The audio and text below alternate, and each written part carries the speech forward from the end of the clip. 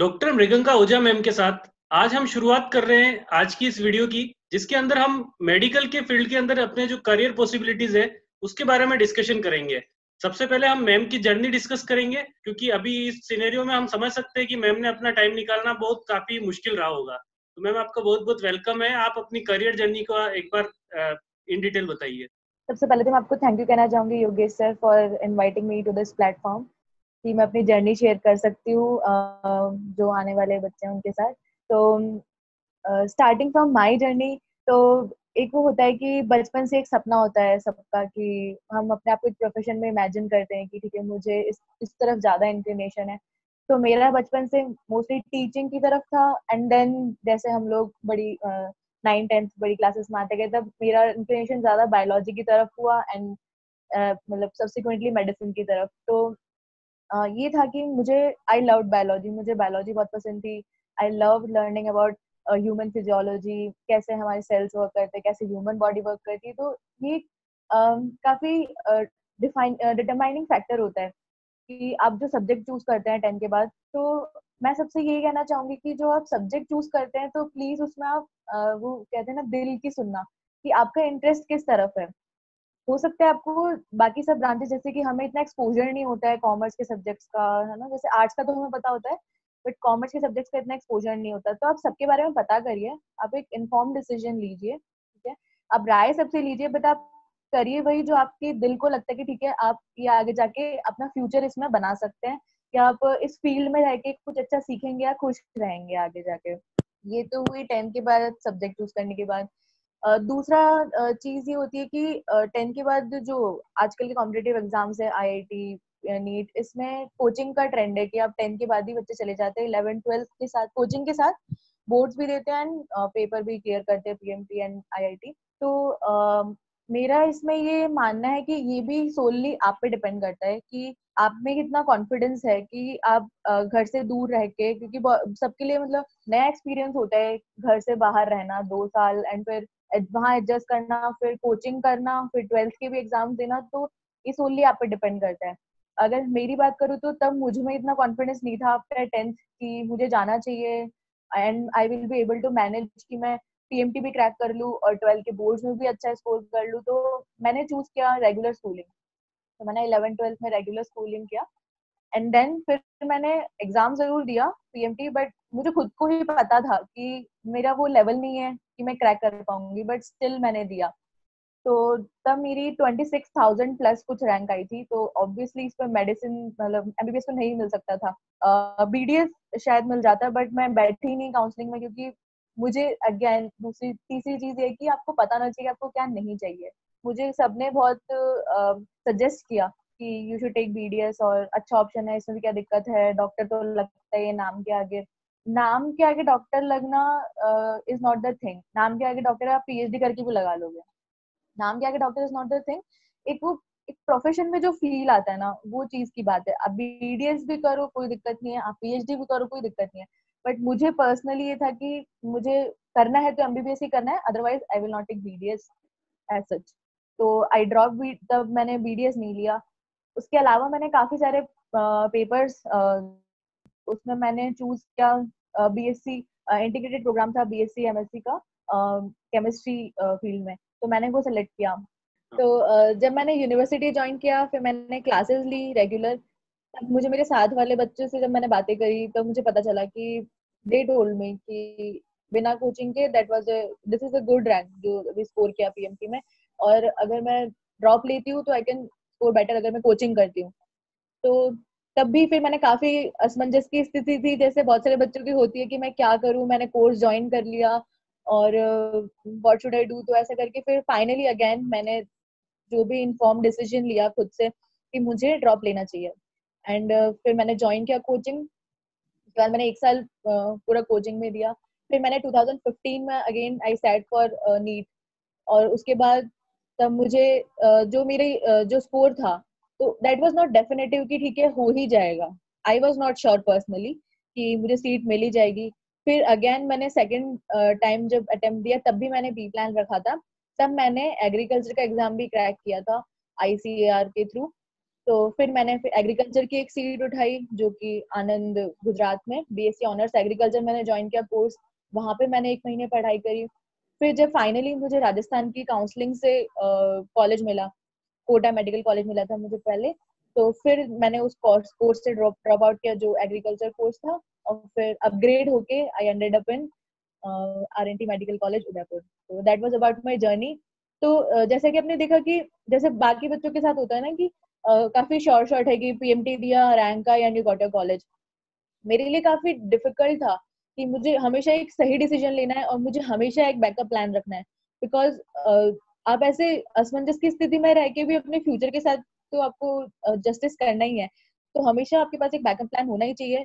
और अगेन मैं ये भी कहना चाहूंगी कि you should be confident also in your decision. तो नीट एग्जाम इसके लिए अपेयर होना होता है, वन एग्जाम होता है फॉर ऑल मेडिकल हाँ जी। कॉलेजेस। तो उस एग्जाम का पैटर्न क्या होता है, उसके बारे में आप कैसा कुछ बताएंगे, मतलब उसका पैटर्न, उसका जो प्रोसेस होता है वो किस तरह से होता है? तो ये जो नीट यूजी जो होता है, ये हम लोग 12th के एग्जाम के बाद देते हैं, और इसमें 3 सब्जेक्ट्स होते हैं, mostly physics, chemistry and biology. ये पूरा एमसीक्यू पेपर होता है। बायोलॉजी के 90 क्वेश्चंस होते हैं। तो in total we have 180 questions and 3 hours for that exam. तो पूरा एमसीक्यू पेपर है। एनसीईआरटीज मोस्टली टारगेट होती है कि आपको उसी में से जो भी कॉन्सेप्ट्स है वही तैयार करने हैं, वही टॉपिक्स आते हैं। काउंसलिंग आप बढ़ते हैं ऑप्शंस वगैरह ऑनलाइन, तो उसमें किस तरह से अपने को ध्यान रखना चाहिए? तो काउंसलिंग का ये है कि तो ये कि एमबीबीएस एक 5 इयर्स लॉन्ग कोर्स है। तो यू हैव टू सी कि आप किन जगह पे मतलब आप कंफर्टेबली आपके पेरेंट्स के साथ आप कांटेक्ट रख सकते हो, क्योंकि काफी शुरुआती ईयर्स में काफी ऐसा होता है, बाकी फिर तो आप खुद मतलब इंडिपेंडेंट हो जाते हैं, उस जगह पे आप जाने लग जाते हैं। तो वो चीज है। बाकी आप इंडिया में आप कहीं भी कॉलेज लीजिए, उसकी कोई दिक्कत नहीं है। बस आप ये देख लीजिए कि उस कॉलेज की रैंकिंग क्या है, वहाँ का एकेडमिक्स कैसा है, उस हिसाब से। और बेस्ट कॉलेजेस के लिए जो टॉप मोस्ट रैंक्स है वो बेस्ट कॉलेजेस में निकल जाती हैं।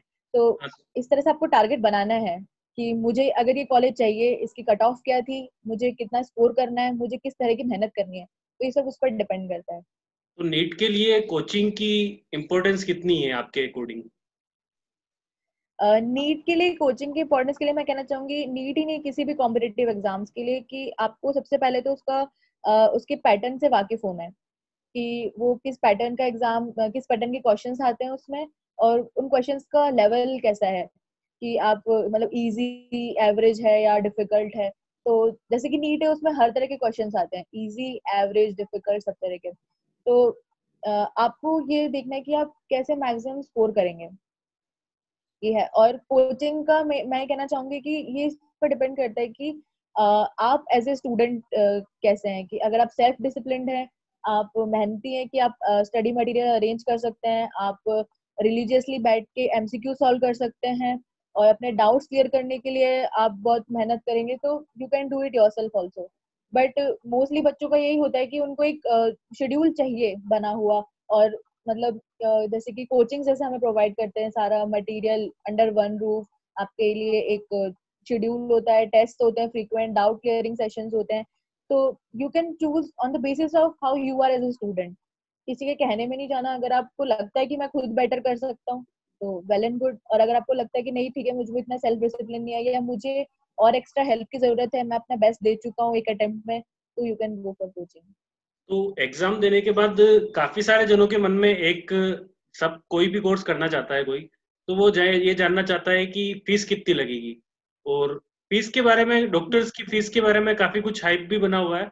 तो आप उसको थोड़ा क्लेरिफाई करना चाहेंगे कि किस तरह से कितना मिनिमम स्पेंड करके भी कोई डॉक्टर बन सकता है अगर वो अपना अच्छा रैंक स्कोर करता है? फीस का इस तरह से कि अभी रिसेंटली 2000 शायद 18 या 19 से हाइक हुआ है, और काफी हाइक हुआ है। बट स्टिल ये इतना तो अफोर्डेबल है। जो बहुत ज्यादा गरीब तबके के लोग हैं उनके लिए तो खैर डिफिकल्ट है ही। बट मैं कहना चाहूंगी कि बाकी जैसे कंपेयर करें जो आईआईटीज वगैरह हैं, उनसे काफी अभी भी कमी है फीस। और मैं कहना चाहूंगी कि अगर गवर्नमेंट और प्राइवेट में आप कंपैरिजन करें तो बहुत बड़ा डिफरेंस है। गवर्नमेंट में काफी कम लगती है फीस, गवर्नमेंट मेडिकल कॉलेजेस में, और प्राइवेट में ऑब्वियसली ज्यादा फीस लगती है। तो इट डिपेंड्स ऑन, और हर स्टेट का अलग अलग है फीस स्ट्रक्चर, तो उस हिसाब से। तो डॉक्टर का अगर आप बेसिकली अगर प्रोफाइल बताएं, जो आपकी डिफरेंट स्ट्रीम्स होती है, तो उसको एक इन शॉर्ट क्या क्या प्रोफाइल रहती है? जैसे हम लोग एमबीबीएस का कोर्स ज्वाइन करते हैं तो हमें पूरे 4.5 साल के दौरान, जो कि मोस्टली एकेडमिक होता है, उसमें हमें 19 सब्जेक्ट्स पढ़ाए जाते हैं। तो we have to study all the subjects. Basic sciences से स्टार्ट होता है फर्स्ट ईयर, फिर पैरामेडिकल सब्जेक्ट्स, फिर क्लिनिकल सब्जेक्ट्स, और फिर साथ में आपकी वार्ड पोस्टिंग्स होती हैं सेकेंड ईयर से। तो आपको मतलब प्रैक्टिकल सीखने का काफी मौका मिलता है। स्पेशली मैं गवर्नमेंट मेडिकल कॉलेज की बात करूँ तो काफी पेशेंट लोड होता है, और काफी अच्छे से वार्ड पोस्टिंग्स होती हैं, आप काफी कुछ सीख सकते हैं। और क्लिनिकल प्रैक्टिस में हम कैसे टैकल करते हैं पेशेंट को, आपके बेड साइड मैनर क्या होने चाहिए। तो मतलब एज ए एमबीबीएस ग्रेजुएट जब आप निकलेंगे तो यू नो कि अगर आपके पास कोई पेशेंट आ रहा है कोई कंडीशन लेके, तो आप कैसे उसको टैकल करेंगे और कैसे उसको उसका प्रिलिमिनरी ट्रीटमेंट या जो भी है आप नीडेड वो करेंगे। इसके अलावा जब आप 4.5 years का जो एकेडमिक्स होता है वो कंप्लीट करेंगे, उसके बाद आपकी इंटर्नशिप होगी। उसमें आपको हैंड्स ऑन क्लिनिकल एक्सपीरियंस लेने को मिलता है। आप अलग अलग डिपार्टमेंट में, जो भी डिपार्टमेंट्स हैं हमारे, मेजर डिपार्टमेंट्स जो होते हैं, उनमें आपकी इंटर्नशिप होती है। तो कुछ महीनों की या कुछ हफ्तों की, डिपेंड करता है डिपार्टमेंट पे। और फिर आप ओपीडी में बैठते हैं कंसल्टेंट्स के साथ, और आप देखते हैं कि पेशेंट को कैसे टैकल करना है। आपको ओपीडीज में आपकी वार्ड पोस्टिंग्स भी होती हैं, तो काफी कुछ सीखने को मिलता है। तो यही सब है एमबीबीएस में। और उसके बाद फिर यू कैन सुपर स्पेशल जो स्पेशलाइज कर सकते हैं आप उसके बाद। जैसे कि एमबीबीएस के बाद एमडी या एमएस कोर्सेज होते हैं, आपको नीट पीजी फाइट करना पड़ता है, फिर आप सब्जेक्ट अपना स्पेशलाइजेशन चूज कर सकते हैं। And after specialisation you can go for super, और rather I would say sub specialisation in your subject. तो खैर ये तो बहुत आगे की बात है, बट मैं कहना चाहूंगी कि मेंटली प्रिपेयर होना चाहिए एक बच्चे को जो एमबीबीएस का कोर्स करने की सोचता है कि मुझे काफी लंबे समय तक पढ़ना पड़ेगा। तो बेसिकली कोई भी करियर प्रोफेशन हम चुनते हैं, तो हमारा एक बहुत बड़ा डिसाइडिंग फैक्टर रहता है कि उस प्रोफेशन में सैलरी कितनी मिलती है। तो कहीं ना कहीं आपके जो प्रोफेशन में, मेडिकल प्रोफेशन में, क्या एमबीबीएस करने के बाद इनिशियल स्टार्टिंग सैलरीज मिलती है, वह आप थोड़ा इसमें बताइए। अगर मैं राजस्थान की बात करूं, क्योंकि मैं यही हूँ आरयूएचएस यूनिवर्सिटी के अंडर, तो यहाँ पे जो बेसिक पे है, तो उसका पे स्केल जाता है 15,600 से 39,100 तक। डिपेंड करता है कि वो काफी सारे फैक्टर्स पे डिपेंड करता है। ये बेसिक पे है। इसके बाद आपका ग्रेड पे होता है, डीए और जो भी इंक्लूडेड अलाउंसेस होते हैं। तो ये होता है, ये तब है जब आप आरयूएचएस के अंडर रिक्रूट होते हैं और मेडिकल ऑफिसर की पोस्ट पे जाते हैं। Other than that you can also join corporate hospitals और प्राइवेट कॉलेजेस आप ज्वाइन कर सकते हैं। तो उसमें फिर दैट इज नेगोशिएबल कि वहां पे जाके फिर क्या वो ऑफर कर रहे हैं आपको सैलरी, यू कैन नेगोशिएट। बाकी गवर्नमेंट सेटअप में राजस्थान की बात करूँ तो इतना है, और अलग अलग स्टेट का अलग अलग होता है, तो you can go search for it. तो अभी आपका एक बहुत ही महत्वपूर्ण एक पॉइंट आ जाता है, जो कि होता है कि आप कोर्स तो ये करने जा रहे हो, लेकिन आपके पास बी प्लान क्या है? क्योंकि हर पर्सन डॉक्टर के लिए सिलेक्शन नहीं होता है। तो वो बी प्लान जो कि स्टूडेंट्स को कैरी करने चाहिए इस करियर ऑप्शन को चुनते वक्त, ताकि वो अपने करियर में एक्सेल कर सके अगर वो डॉक्टर नहीं भी बनते हैं तो। बताने से पहले बी प्लान्स में ये कहना चाहूंगी कि यू शुड नो कि आपको कब इस कंपटीशन से बाहर निकलना है, कि ठीक है कि मुझे एमबीबीएस ही करनी है। एक वो आपका एक माइंड बन जाना चाहिए कि ठीक है मैंने अपना बेस्ट दिया है इस एग्जाम में अभी तक, ठीक है अब मैं मुझसे और इम्प्रूवमेंट नहीं हो सकता। मतलब कि मैंने जो भी था मेरा बेस्ट किया रिगार्डिंग स्टडीज एंड एमसीक्यू, जो भी मैं मेहनत कर सकता था। तब उसके अलावा, क्योंकि अगर आपको ऐसा लगता है कि ठीक है मैं अगले अटेम्प्ट में और बेटर कर सकता हूँ, मैंने अभी ये कमी रख दी थी, आपको खुद को ऐसा फील होता है, तो you can go for next attempt. क्योंकि बहुत सारे बच्चे होते हैं जो कई अटेम्प्ट देते हैं, 2 3 4 काफी अटेम्प्ट वाले बच्चे होते हैं। तो ये है कि इतना जुनून होना चाहिए आपके अंदर कि ठीक है मेरा इस बार नहीं हुआ, I will go for next time, वो चीज है। और बी प्लान वालों के लिए ये है कि आपको लगता है कि ठीक है मैंने अपना बेस्ट दिया था, इससे ज्यादा इम्प्रूव नहीं होगा, या और भी कई रीजंस होते हैं कि लोग बी प्लान चूज करते हैं। तो बी प्लान के लिए मैं कहना चाहूंगी कि you can go for after, अगर एमबीबीएस में नहीं होता है तो you can always choose BDS, जो कि सेम से मिलता है, BDS, BAMS, BHMS, BSc nursing, you can go for physiotherapy. ये कहीं ना कहीं मेडिकल फील्ड से रिलेटेड है। तो अगर आपको ये है कि ठीक है मुझे मेडिकल फील्ड के आसपास ही रहना है कहीं, तो you can choose from that. अगर ऐसा है कि ठीक है थोड़ा सा आप अलग चूज कर सकते हैं मेडिकल फील्ड से, तो I would first of all suggest for going in agriculture. उसके लिए यू हैव 2 एग्जाम्स, ICAR जो कि ऑल इन जो Indian council of agriculture research है, उसका AIEEA UG करके एक एग्जाम होता है, which is all India entrance examination to bachelor degree programmes. तो इसमें आप अपने सब्जेक्ट जो कि बायोलॉजी, उसके हिसाब से आप BSc ऑनर्स एग्रीकल्चर या एनिमल हस्बेंड्री ले सकते हैं।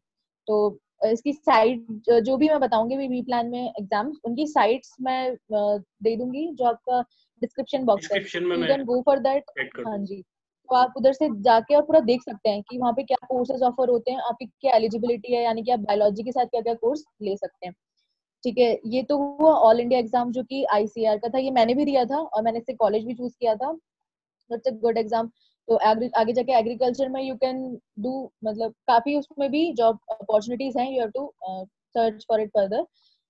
नेक्स्ट इज जो स्टेट लेवल एग्जाम होता है वो है FKRU जेट, जो कि 3 कॉलेजेस हैं राजस्थान में, उनके लिए वही एग्रीकल्चर के लिए है, but this is state level exam. तो इसमें भी BSc ऑनर्स एग्रीकल्चर आपको ऑफर किया जाता है।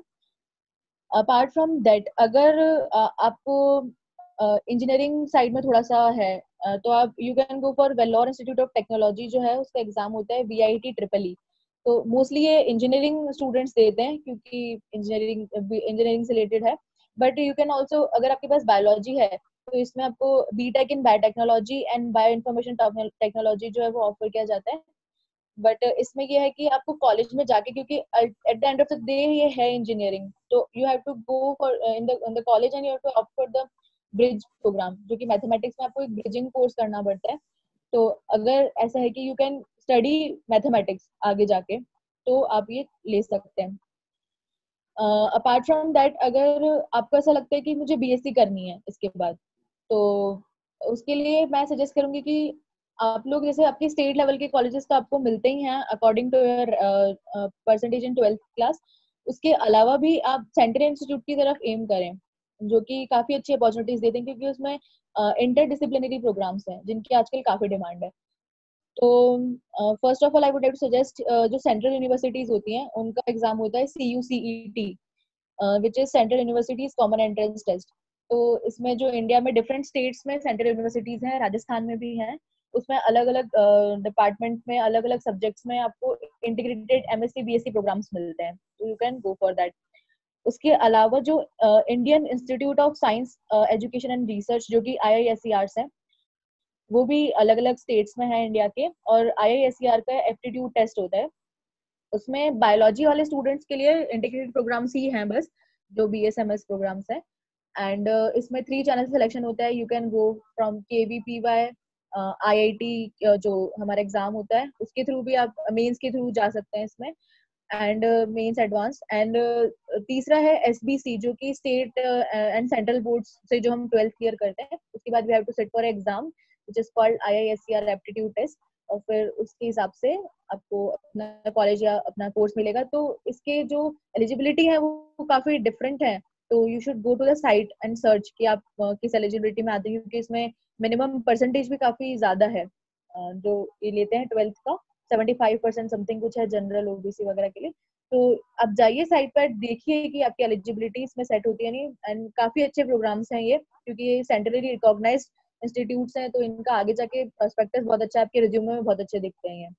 तो ये हुआ। इसके अलावा आप bits, Birla institute of technology BITSAT conduct कराता है, उसमें you can go for B pharma, तो ये दूसरा ऑप्शन है। तो ये काफी सारे B प्लान्स हैं, यू कैन सर्च कि आपके हिसाब से आपकी चॉइस के हिसाब से इसमें से कौन सा आपको बेटर सूट करता है, यू कैन गिव एग्जाम। मैंने एक लिस्ट ऑफ बी प्लान्स बताई है, इसके अंदर जो काफी सारा जो कोर्सेज हैं उनके जो लिंक है वो वीडियो के डिस्क्रिप्शन में हम ऐड कर देंगे, तो वहां से आप जाकर के उन लिंक पर जाकर के उस पर्टिकुलर कोर्स को आप इन डिटेल इन डेप्थ आप एक्सप्लोर कर सकते हैं, और आपको उससे गाइडेंस मिल सकती है वहां पे कि किस तरह से आप इसको आगे कैरी फॉरवर्ड कर सकते हैं। तो मैम अब हम ये जानना चाहेंगे कि एमबीबीएस करने के बाद क्या, एमबीबीएस करने के बाद आप क्या क्या कर सकते हैं? एमबीबीएस करने के बाद इट्स लाइक जो मेजॉरिटी चंक है बच्चों का, we always go for PG, क्योंकि एमबीबीएस करके आप उतना इक्विप नहीं होते हो, तो you always go for specialisation. आपकी क्लिनिकल स्किल्स पर डिपेंड करता है, आप एमबीबीएस करके भी क्लिनिकल प्रैक्टिस कर सकते हो, कोई दिक्कत नहीं है उसमें। बट मोस्टली क्योंकि जमाना ही स्पेशलिटी का है, कोई भी सरदर्द के लिए नहीं जाता किसी नॉर्मल एमबीबीएस क्वालिफाइड डॉक्टर के पास, एवरीबडी नीड्स ए न्यूरोलॉजिस्ट। तो जैसे जैसे मतलब डिमांड होती है वैसे वैसे कोर्सेज होते हैं। तो अभी ये है कि जो मेजर चंक है बच्चों का वो हम लोग पीजी के लिए एम करते हैं। तो नीट पीजी अगेन, जैसे नीट यूजी होता है वैसे नीट पीजी होता है एमबीबीएस के बाद। उस एग्जाम में आप बैठते हैं, अगेन फिर आपकी रैंक्स आती हैं, जो आपका स्कोर होता है उस पर डिपेंडेंट है। और फिर उसके बाद यू गेट योर स्पेशलिटी, उसमें आप अपना पोस्ट ग्रेजुएट कोर्स करते हैं। इसके अलावा ऑलवेज यू कैन एमबीबीएस के बाद आप एमओ बन सकते हैं, आप प्राइवेट क्लिनिकल प्रैक्टिस भी कर सकते हैं, जैसे आपकी क्लिनिकल स्किल्स पर डिपेंड करता है ये। और इसके अलावा जैसे कि आप आर्मी भी ज्वाइन कर सकते हैं एज ए मेडिकल ऑफिसर। तो उसके लिए आपका एक इंटरव्यू होता है जो दिल्ली में होता है। तो या अगर आप आर्म फोर्स मेडिकल कॉलेजेस से पढ़े हैं तो 50% जो बच्चे हैं वो डायरेक्टली रिक्रूट हो जाते हैं।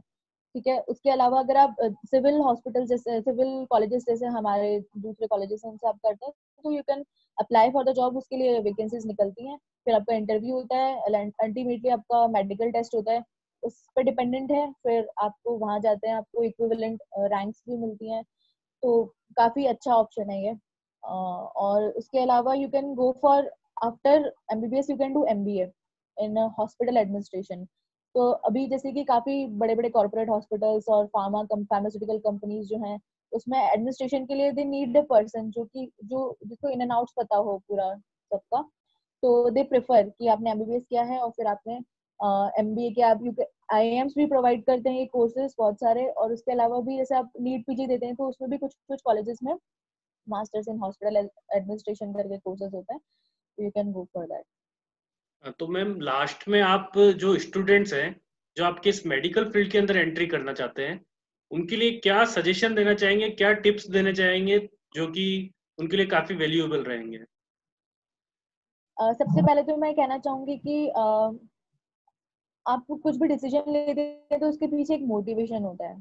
तो राइट। कीप दैट मोटिवेशन इतना स्ट्रांग कि आप एक लंबे समय तक उसको you get fuelled by it, कि आप कंटिन्यूस, क्योंकि बहुत स्टर्नस प्रोसेस है इधर आना और पढ़ाई करना इतनी, तो काफी लंबा टाइम है। क्योंकि एक स्टेज पे आप जाके ऐसा भी लगेगा कि मेरे जो साथ के बच्चे हैं दे आर डूइंग जॉब्स, उनके इतने हैंडसम सैलरी पैकेजेस हैं और मैं क्या कर रहा हूँ, मैं पढ़ाई कर रहा हूँ। तो ऐसा नहीं है, अपना जो मोटिवेशन पॉइंट है उसको थोड़ा स्ट्रांग रखिए कि आप सोसाइटी को सर्व करने के लिए आ रहे हैं, तो keep that in mind. And दूसरी चीज ये है कि सबसे पहले तो अपना डिसीजन आप खुद लें और वाइजली लें, इन्फॉर्म डिसीजन लें। किसी के उसमें नहीं आना कि मेरा फ्रेंड ये कर रहा है तो मैं भी ये करूंगा, या मेरे पेरेंट्स का सपना है। हमेशा ये आपका सपना होना चाहिए, पेरेंट्स का सपना होना इज वेल एंड गुड, पर ये आपका भी सपना होना चाहिए, क्योंकि इतने लंबे कोर्स में अपना बेस्ट देना तभी हो सकता है you are when you are fuelled by inside, your inside. ठीक है, बाहर से नहीं होगा, और अपना खुद आप का खुद को मोटिवेशन खुद चाहिए। ही समझ सकते दूसरी हो। चीज एग्जैक्टली exactly. दूसरी चीज ये है कि आप अगर आपने कोई डिसीजन ले लिया एक बार रिगार्डिंग एनीथिंग, आपका 10th के बाद का सब्जेक्ट है, आपको 10th के बाद कोचिंग करनी है, आपको ड्रॉप लेना है, फर्दर आपको बी प्लान लेना है, एनीथिंग, कोई भी डिसीजन है, सबसे पहले तो आप डिसीजन खुद लें, इन्फॉर्म डिसीजन लें। और जब आप डिसीजन ले लें then stick to your decision. आप कभी रिग्रेट मत करिए कि मैंने ये क्या कर लिया, क्योंकि आप अपनी आधी जर्नी वही हार जाते हैं जब आप अपने आप पे डाउट करते हैं। तो don't doubt your self, keep confidence कि आपने कोई चीज चूज की है, choose the thing wisely and then make it right. तो मेहनत करिए कॉन्फिडेंस के साथ। और लास्ट थिंग मैं कहना चाहूंगी कि एक कोट है टेडी रूजवेल्ट का कि do what you can where you are with what you have. तो कई बार ऐसा होगा कि रिसोर्सेज नहीं है, मुझे टाइम नहीं मिल रहा है, या बहुत सारे बहाने होते हैं। तो आप बहाने दूसरों को दे सकते हैं पर आप खुद को नहीं दे सकते। बी ऑनेस्ट विथ योरसेल्फ कि मतलब मुझे जितने भी रिसोर्सेज मिल रहे हैं, जो भी है, मतलब मेरे पास जितना भी है मुझे उसमें अपना बेस्ट देना है। एनी फील्ड कोई दिक्कत नहीं, आप एमबीबीएस लो, आप बीडीएस लो, नर्सिंग करो, फिजियोथेरेपी, एग्रीकल्चर, बीएससी, कुछ भी करो, पर अपना बेस्ट दो। और इन्फॉर्म्ड रहो कि आपकी, क्योंकि आजकल बहुत सारे चेंजेस आ रहे हैं, पहले की तरह नहीं है कि एक ढर्रा बना हुआ है कि मुझे यही करना है। आप बहुत कुछ कर सकते हो, बी क्रिएटिव कि आप क्या प्रोफेशन में जाना चाहते हो आगे जाके, और उसी तरह से आप अपने रिज्यूमे में चीजें ऐड करते रहो। आप एक्स्ट्रा कोर्सेज कर सकते हो which look good on your resume. तो आजकल जमाना ही सब इनोवेशन का, क्रिएटिविटी का है, इन सब का है। तो बी मतलब keep yourself informed regarding all this different developments. और दूसरी चीज मैं ये कहना चाहूंगी कि इवन एमबीबीएस में आने के बाद भी you can go for, you can continue with research. तो यूजी टाइम में आपको रिसर्च के लिए काफी मतलब प्रोग्राम्स हैं आईसीएमआर के द्वारा कंडक्टेड, तो आप वो कर सकते हैं। और एमबीबीएस के बाद भी अगर आप चाहते हैं कि आपको रिसर्च में ही जाना है तो भी आप वो कंटिन्यू कर सकते हैं आईसीएमआर के थ्रू, उनके काफी प्रोग्राम्स हैं। तो कुल मिला के ऑल द मेडिकल बेस्ट, आपसे भी बात करियर की इस जर्नी के अंदर आपके जो डिसीजंस होते हैं वो बहुत ज्यादा मैटर करते हैं, और अगर वो डिसीजंस आप खुद लेते हैं तो आप उस पर बने रह सकते हैं। अदरवाइज अगर आप किसी का सुन के, किसी का ओपिनियन सुन के अगर आप डिसीजन लोगे तो जो जर्नी है वो काफी लंबी है। पढ़ाई भी आपको बहुत कुछ करनी है, बहुत ईयर्स के लिए पढ़ाई करनी है। तो उसके लिए अपना मोटिवेशन आपका अगर स्ट्रांग होगा तो आप लास्ट तक पहुंच पाओगे। अदरवाइज फिर आप दूसरों को देख के डीमोटिवेट होते हो, तो वो चलता नहीं है। यहाँ पर आपको कंटिन्यूस हार्ड वर्क करना है, और उस हार्ड वर्क का कोई रिप्लेसमेंट नहीं है। तो मैम आपका बहुत बहुत थैंक्स बिल्कुल कि आपने अपना इतना कीमती टाइम दिया है, और सभी स्टूडेंट्स इस गाइडलाइंस से काफी सारा बेनिफिट मिलेगा सबको। और अगर आपको और भी कुछ गाइडेंस चाहिए, जैसे कि मेडिकल फील्ड के अंदर कुछ बी प्लान के ऊपर इन डिटेल डिस्कशन वगैरह करना है, तो आप इस वीडियो के नीचे कमेंट ड्रॉप कीजिएगा। मैम आपको उस कमेंट का रिप्लाई देंगे, और आपको जितना हो सकेगा उतना हेल्प करेंगे उस पूरे बी प्लान को समझने के लिए। लास्ट में मैं आपको थैंक यू कहना चाहूंगी for this platform, for making this video specially, क्योंकि बी प्लान से रिलेटेड काफी प्रॉब्लम्स आती है बच्चों को, क्योंकि मैंने खुद ने भी पर्सनली काफी फेस करी थी। काफी मुझे जैसे कि मुझे अंडर वन रूफ नहीं मिला, मुझे कभी कुछ किसने को सजेस्ट किया, कभी किसने को सजेस्ट किया, और अगर टाइम पे सजेशन ना मिले तो सारे जो एग्जाम्स हैं उनकी एप्लीकेशन डेट्स निकल जाती हैं। तो ये बहुत इंपॉर्टेंट है। तो अगर आप जैसे आपने सब्जेक्ट लिया है तो आप सबके लिए इन्फॉर्म रहिए, आपका टारगेट एक रखिए, उसमें कोई डाउट नहीं है कि आपका टारगेट एक ही होना चाहिए कि मुझे एमबीबीएस में जाना है, मुझे पीएमटी नीट क्रैक करना है। बट अगेन बैकअप प्लान होना बहुत जरूरी है, तो बी इन्फॉर्म्ड अबाउट दैट। ये ऐसी लाइन थैंक है यू जहाँ फॉर पर making this backup video. Line बहुत, बैकअप जो प्लान है आपका वो बहुत बहुत जरूरी होता है इस लाइन के अंदर, ताकि आप अपना मोटिवेशन भी आपका रहता है स्ट्रॉन्ग, आपके पास एक ऑप्शन रहता है। अदरवाइज फिर आपके अंदर एक डर सा रहता है कि अब बाद में क्या होगा, अगर ये नहीं तो क्या फिर। हाँ इसलिए इस चीज को बिल्कुल। क्लियर करना बहुत जरूरी है। मैम आपका हाँ बहुत बहुत थैंक्स कि आपने अपना पूरा इतना कीमती टाइम दिया है, और आपने जो, आई होप कि बच्चों को जो बायोलॉजी के अंदर अपना करियर बनाना चाहते हैं उनके लिए ये बहुत हेल्पफुल रहेगा। क्योंकि कहीं ना कहीं आपको एमबीबीएस का फिर भी आइडिया लग जाता है, लेकिन बी प्लान्स की इतनी जो डिटेल्ड इन्फॉर्मेशन मैम ने बताई है वो आपके पास नहीं होती है। और बी प्लान का ऐसा चीज है कि कहने को ये बहुत सिंपल लगता है कि हम दूसरे एग्जाम्स दे देंगे, कर देंगे, लेकिन काफी सारे एग्जाम्स की डेट भी निकल जाती है और आपको पता भी नहीं होता है कि वो एग्जाम कब निकला था। क्या क्या एग्जाम्स होते हैं ये आपको तब पता चलता है जब एग्जाम निकल चुका होता है हाथ से। तो ये सारी चीजों के बारे में आपको पहले ही प्रिपेयर रहना है, ताकि आप एक जो स्टेप बाय स्टेप प्रोसेस में अपने करियर गोल को कंप्लीट कर सके।